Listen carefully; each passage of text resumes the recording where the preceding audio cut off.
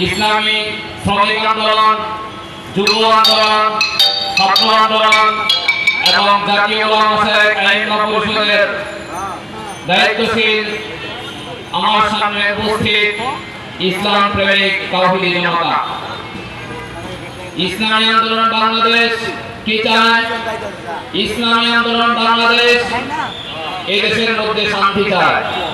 ইসলামী আন্দোলন এই দেশে একটি কল্যাণকর আদর্শ রাষ্ট্র প্রতিষ্ঠা করতে চায়। ইসলামী আন্দোলন এদেশের মানুষের মধ্যে বৈষম্যতা দূর করে একটি বৈষম্যহীন সমাজ এবং রাষ্ট্র দেশবাসীকে উপহার দিতে চায়। প্রিয় উপস্থিতি, আমরা বিগত 53 বছরে কি দেখেছি?